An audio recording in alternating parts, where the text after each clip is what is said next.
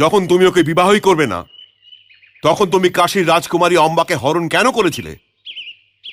আর যখন হরণ করেইছিলে, তখন ওর কোন অপরাধের কারণে ওকে তুমি ত্যাগ করেছিলে? এর পরিণাম এটাই হয়েছে যে ও একলা আর অসহায় হয়ে পড়েছে। আর ঠিক এই কারণে শাল্য নরেশ ওকে অস্বীকার করেছে। অতএব অগ্নিকে সাক্ষী রেখে তুমি ওকে গ্রহণ করো আর নিজের ক্ষত্রিয় ধর্মের পালন করো। গুরুদেব, এখন তো আমি ওকে নিজের ভাইয়ের সাথেও বিবাহ দিতে পারবো না, কারণ স্বয়ং অম্বা আমাকে বলেছে যে ও শাল্যরাজের হয়ে গিয়েছিল, আর আমি ওকে সম্মানের সঙ্গে শাল্যরাজ্যে পাঠিয়ে নিজের ক্ষত্রিয় ধর্ম পালন করেছি। হে গঙ্গাপুত্র দেবব্রত, যদি তুমি আমার আজ্ঞার পালন না করো, তবে আমার সাথে যুদ্ধ করতে হবে। আমি আপনাকে বোঝানোর চেষ্টা করে শিষ্যের মর্যাদা লঙ্ঘন করতে চাই না। না গঙ্গাপুত্র, তুমি এই মর্যাদা লঙ্ঘন করেই দেখে নাও। হে গুরুদেব, আপনি আমার গুরু, আপনি নিজের শিষ্যর সাথে কেন যুদ্ধ করতে চাইছেন? শিষ্যকে তার অসভ্যতার জন্য ঘোর দণ্ড দেওয়া গুরুর পরম কর্তব্য দেবব্রত। আমি আবারও বলছি, অম্বাকে গ্রহণ করে নাও।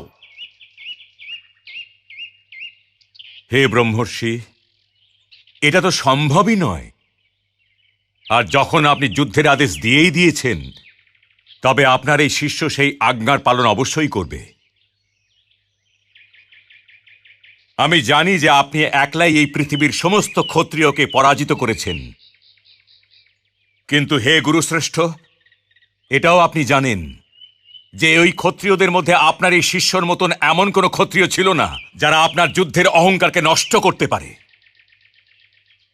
এই দেবব্রতর উদয় তো এখন হয়েছে।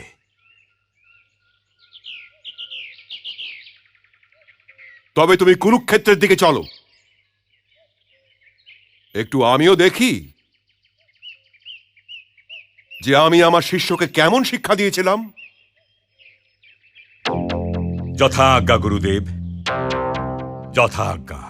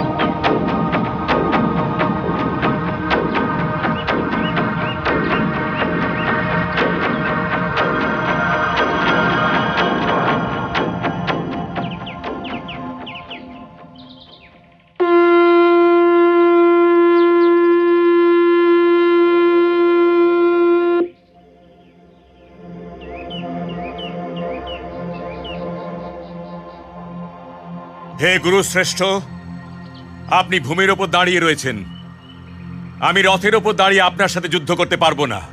যদি আপনি আমার সাথে যুদ্ধ করতে চান, তবে কবচ ধারণ করে রথে চড়ে আসুন।